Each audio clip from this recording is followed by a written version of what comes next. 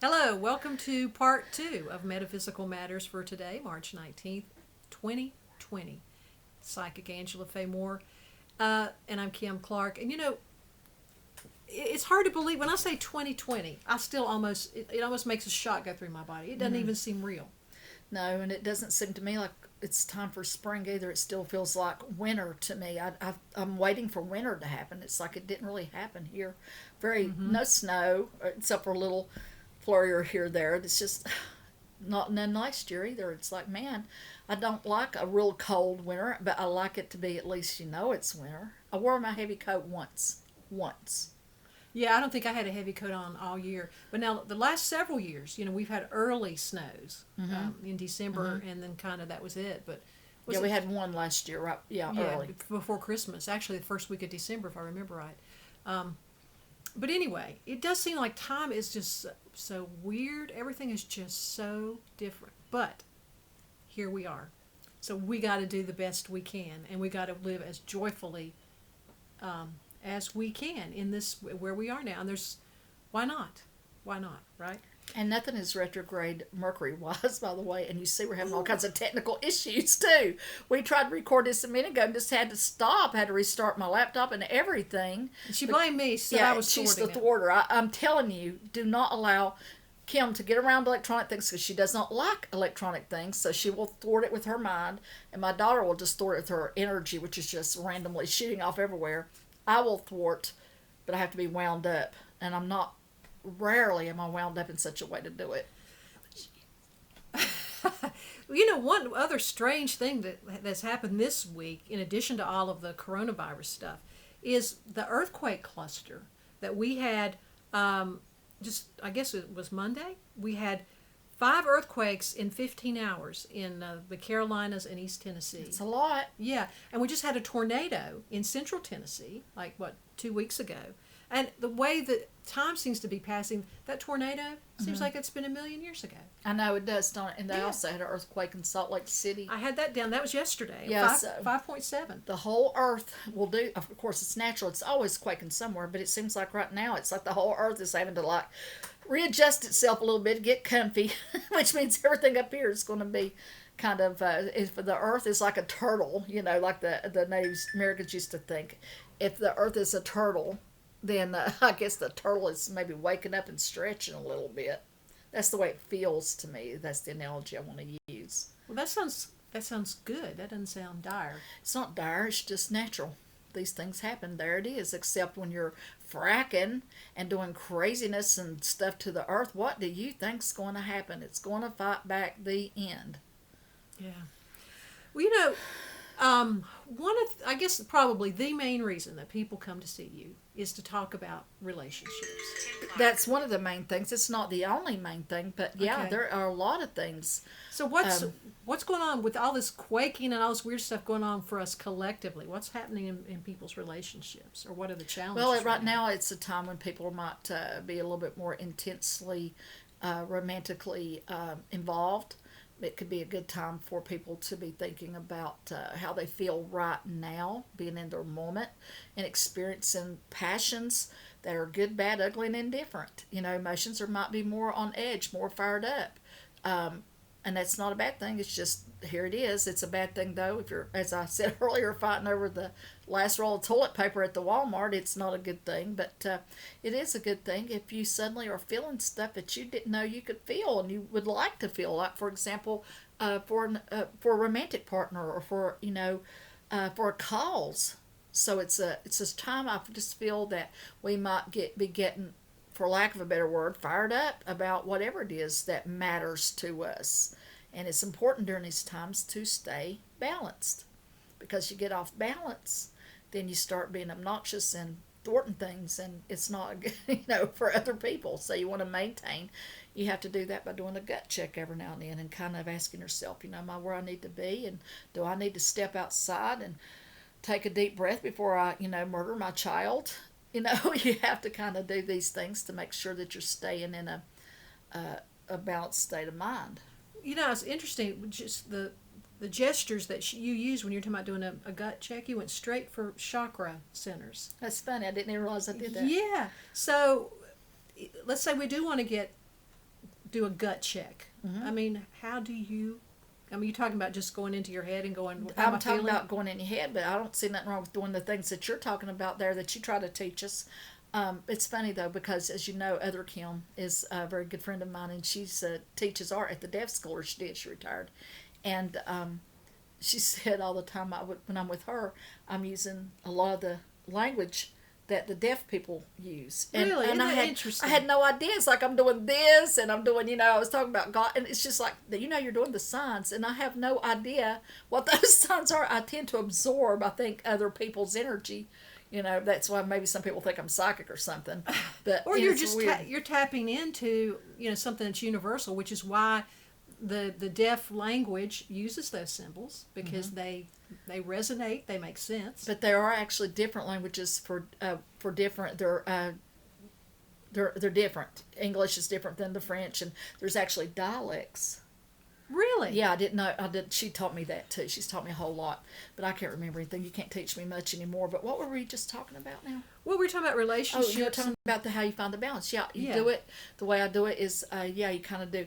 Am I thinking right? Am I feeling right? Does this resonate? And if it don't, you need to take a break, step back, redirect. Do some pondering, talking to somebody, reading, whatever you got to do, and always remember too. I've told you 1,000 times. Sometimes people will get, real bent out of shape because they get confused. They want to make a decision. They don't know what to do. I've been going through it myself. It's highly aggravating. You have to think of it like your higher self or your unconscious mind is going through so much stuff that your conscious mind can't keep up. And when you go through that confusion, you can fight it or you can just surrender to it and just say, you know what? I'll figure it out. I'll deal with what's right in front of me right now. I'll gather information, whatever. You don't let yourself get all, panicked and whatnot. And then what will happen is the confusion. First you'll go through a period of withdrawal, though, when you go through a major change. Let me just toss that in there. You go through a period of withdrawal. Then you go through a period of confusion. And then finally, ta-da, what's back here goes to up here. You consciously get it. You know what you need to do, But sometimes a person can ponder for years. They know something's coming. Usually the longer you ponder it, the bigger the deal when it happens. And sometimes not. But you don't want to force things when you're in that period of confusion. You don't want to force anything if you can help it. You just kind of sometimes have to step back and breathe. And, I've taught you that technique. I'll teach you again. I'm going to stand up. Okay. And then she can teach you something too, if she wants to. I've already done enough teaching for today. Oh, God. Okay. Here. Okay, here we go. You stand and my feet are kind of shoulder thing. I'm bending my knees slightly. Okay, and I've taught you this before, but not everybody's seen it before, right? So, Right. holding my hand right here, and I'm thinking of this question, and somebody taught this to me. I didn't invent it, by the way. And you hold a question like, should I, downsize so I can maybe have a little bit better life or whatever in my older age? And I kind of rock, and then if I feel like I'm holding that question right here, if I feel like I get pushed forward, that means go forward with it. If I feel like I'm getting pushed back, maybe hold back, okay? And if nothing happens, try again later. Get a Like a magic 8-ball. Magic 8-ball. I just asked that. But no, this is a way to kind of ask your body. Now, some people say, well, it's your guides. They're pushing you forward, you're pushing back. But I honestly think it's just your own unconscious mind. Your higher self. Your higher self, whatever you want to call it. Whatever. It don't even matter. You can do it. You can not do it. I don't care, but it's helpful. You know what is so interesting? You just said that you had kind of unknowingly were using gestures from the American language for the hearing impaired, and also I was just noticing how you instinctively went to chakra points. Did you know that you also just demonstrated a technique for seeing if a supplement or a medication or even a food could be good for you? Oh, there you go. Because what you're doing is you're holding it right there at your solar plexus, and so you can do that same technique if you want to see if a supplement or something. I'm not telling you to go second guess your doctor. I've seen people do that too. Yeah. I forgot about that, but yeah, that's true. There you go. Same technique. So you can just like imagine you're taking the issue or the question, or whatever, and holding it right there in your solar plexus, and then letting your gut answer the question. You can also even do the string thing, where you put a weight on the end of the string and do a pendulum, because your mind is actually causing that to move in a way that is amazing to me. just tell it you're holding as still as humanly possible, and you tell it move this way, move that way, and it'll do it. Yeah. And it's not some other being actually in there. It is actually you somehow transferring your energy through your thought, which shows you how powerful you are. You're powerful. If you can move that ball at the end of that string without moving a muscle with the power of your mind, what else can you do? What else can you do by just thinking about it? And what else are maybe you already doing? Yeah. With your mind that you don't even know. Which I guarantee you, if you're me, you're going to create havoc in your life on a regular basis by letting sometimes your emotions get the best of you, or get caught up in somebody else's drama or energy, and pretty soon you're off track and everything else, and you don't have to do that. Do you think that we all have a shadow side that can wreak havoc, if it's a part of us? I think we all have that shadow side. I don't know exactly how to define that, but we all have our dark and our light, and absolutely we do, and we absolutely, I think, inadvertently trigger that from time to time, due to our fear, our upbringing, or our whatever. Is there a way to get around your dark side, or is it there for a purpose? I mean, or I don't even know exactly what I'm asking. Like, if you feel like you're being thwarted by your dark side, I mean, is your dark side actually doing you a favor and you don't know it yet? Sometimes what we think is evil has actually been put there for good. That's actually in the Bible somewhere. So yeah, very often what has been come to us and appears in our mind that can appear to be negative or bad for us can actually be turned for good, or used for good, or was meant for good. Like in the Bible, when his Joseph's brothers threw him in the pit, Mm-hmm. and and they meant to kill him, but then they didn't want to kill him, so they just threw him there, and then they sold him as a slave. Mm-hmm. And so he got hauled off there to be the slave, and then what happened was, well, look at him, what happened to him? He rose up to great levels there, and was able to do great works to save the whole nation there in famine and whatnot. And he told his brothers, because he tricked them to come over there, to see him and whatnot. And when they got there, they figured that he would have them killed. They were terrified.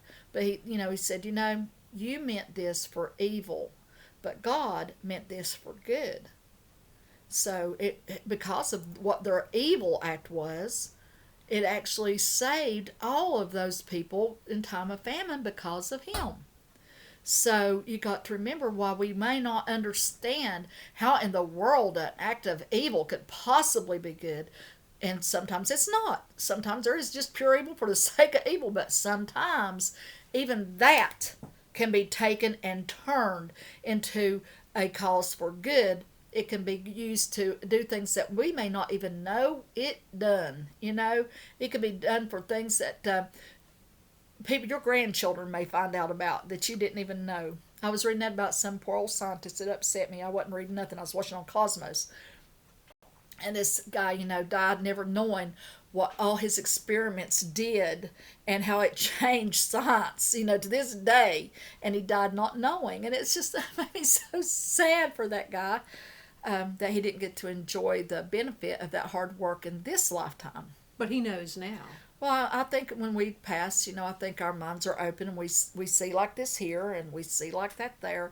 But I would have loved it if he could have seen with his natural eyes in this world, the root to benefit. But what are you going to do? What are you going to do? Again, we're talking about what a crazy time that we're living through right now. And one thing that's been interesting to me is, on one hand, you can look at the human world and you see all the panic and upset and uncertainty. We don't know what's going to happen. Overreacting in some cases. And then I look out in the backyard and I see the turkeys and I see the birds and the squirrels, and everything is still the same. And I look at how calm their world is, or it's not been disrupted. And it just makes me think about, I don't know, the difference between people and animals, and also the power that is in nature that sometimes, or many times, we don't recognize.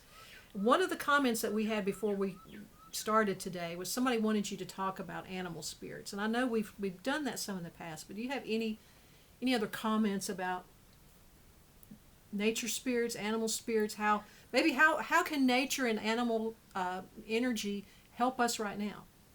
I'm not sure how to answer that. I do think they have their.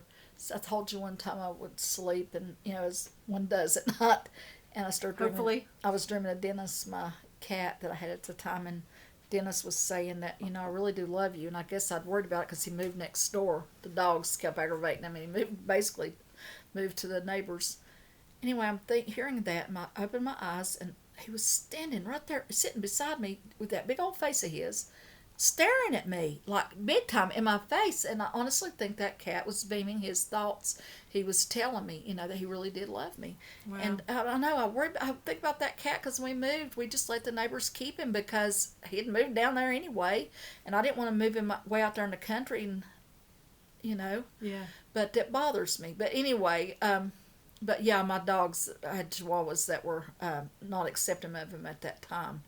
But anyway, I think that we can identify with certain animals, and like I've told you before, I think the spirit of each wild animal, like there's the spirit of the rabbit, the spirit of the whatever, I can't think of, the horse, the spirit of the manatee, whatever. I think that there's a shared spirit amongst those animals, and I think that shared spirit can reflect us. It can show us our shared traits, or it can show up during a time of change. Like I had some old gal here the other day. Some old gal.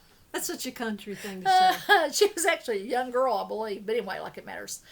I was afraid to tell her, but I was picking up a strong animal, and I thought she's going to get mad about this. But it was a snake, and that sounds like, oh my God, a snake. But that's an ancient totem. It's very important. It's about, think about Moses healing to look up. But it's also, of course, it can be used for, some people want to associate it with bad, whatever. I don't care what you do with it. But it's also about ancient wisdom, but also about shedding one's skin. And this is where it comes up a lot. I try to imagine like a nice little green snake because they're cute, not threatening. Anyway, it sheds its skin. It outgrows it. And sometimes people outgrow the place they are, and, you outgrow that, and then you nice and shiny again. But while you're outgrowing it, it's a misery. You itch, you scratch, you get dull as dishwater, and all that stuff. So it's not a comfortable place to be. Do you think, would a snake be a good totem animal or an appropriate totem animal for all of us collectively right now? Of course it is. I think that there's always something out there in nature that can reflect, things that humans are going through at any given time. It's, I guess, in it's in how you look at it. Yeah. Okay. And right now we're all itchy and we're going through a lot of stuff. You're talking about your cat Dennis, who kind of was communicating through with you telepathically. In the first video that we did today, I told the story about having a mind meld with a dog, and it was all joyous and exuberant, and it's so wonderful. It's so freedom, just full of freedom. I also had a mind meld with a cat one time. It was a totally different experience. I was laying outside in the woods when we lived over there in Rutherford County, and suddenly, and we lived kind of out in the wilderness, and suddenly I felt like I was being stalked by like a panther, and I thought, oh my gosh, because I fully expect or fully believe that that panthers out there. Yeah. I thought I was being stalked by a panther, and so I got up and turned around and looked. It was my cat, Rufus, and so evidently I picked up on his thoughts, and he must have been imagining that he was stalking me. The mighty hunter. Yeah. So I thought, okay, you mind meld with the dog, and you get this exuberant, joyful thing, and the cat is like stalking you. I'm going to get you. Yeah. How's Bam Bam, by the way? What's he been He's up to? calmed down a little bit. He kept me up about 3 nights in a row. In there meowing, walked up my body. I think I told you this. I think I posted this. Walked up my body. I'm thinking, that's okay. He's just going to get in bed and lay down. That's good. Because he's meowing, and I'm ignoring him. I'm thinking, pretend to be asleep, pretend to be asleep. He walks up my body, goes up to my head, puts his mouth to my ear, and meowed one time. And then he left in a huff. He made his point. But I started feeding him. They like canned food once a day, and they have dry food anytime they want it. And he wants it, refreshed, the dry food. But I started feeding him his wet food, like right before I go to bed. And I think that's the difference. It's tiding him over, I guess. Mm-hmm. I hope. Well, I'm glad you've learned your lesson. I don't know what lesson I'm supposed to have learned from that, but yeah, whatever. Okay. And also, Stampy has been in the house, which we have, another yellow cat. It's my grandbaby's cat, and he's a big old And yellow Stampy cat. looks remarkably like Dylan. It's really weird. It is, and he's a different natured cat, but he's been staying upstairs a whole lot. But he's moved downstairs now, and he likes to get on the roof and go through a window. I've seen him up there. Yeah, and he lays in the window boxes up there. He is a very different kind of cat, exactly like Dylan, exactly. But I think Bam Bam, when Stampy's in the house, Bam Bam is happier because he wants Bam Bam to be. Bam Bam wants Stampy to be nearby. He likes to groom him, and he's an older cat, and I think he likes to have his young protege. Yeah. Okay. I think that's probably enough for part 2. Is there any parting thoughts that you want to leave us with today? No, next week maybe we can talk about some more things like ghosties or aliens or whatever you want to talk about. Just keep reminding us of what you want to talk about. And yeah, and I had some articles and stuff that she'd sent me that we didn't get to before, but we decided today, because it's been such a strange week since we were together, to just kind of keep it a little bit lighter and just talk about what's happening right now. And so, anyway. Yeah, I do think ghosts. Somebody in my head just asked me, "Well, is paranormal stuff be more stirred up by these human activities?" Yeah, I think we're keeping Well, that's a the good others. question. Yeah, it came in my brain. Maybe the spirit that's here at my house that is asking. But yeah, I think when we get fired up, humans, I think it sends a signal. So yeah, you might actually be having more paranormal stuff going on in your home. Actually, Shannon Blanca, you just blew her cover. yeah. I think she was talking about her little girl seeing her bathroom light turn off and on suddenly. Yeah, I saw that. I tell you, it's a honey hill up where she lives, girlie. It is nothing up there's going to surprise me, and I think she keeps Is that it in stirred town? up. That's in town. It's right back over here in front of Shelby's. But anyway, I feel like she keeps stuff stirred up with her energy, not on purpose, but she just got a high vibration to her energy. Plus, she gets emotional, and I think that does fire things up. And so nothing that happens up there is going to surprise me. But yeah, I do think that when it's like that rock in the puddle, it sends out those waves. So we get wound up. Plus, if a lot of people that are passing through or passing over or going to the other side a lot more than average, then I think that's also a thing that gets stuff stirred up. One time we was out there at Lowe's. You might not remember. We was coming out at the stop sign. And I said, I see a portal, and I see like thousands of people that were going through. I do remember that. And then right after that, there was a earthquake where about 10,000 people passed. Yeah. So I think that there are times maybe when there's maybe a portal that opens because there's a lot more traffic due to a natural disaster, or this is natural, I guess. And I do think that it has a ripple effect. That's what I'm looking for.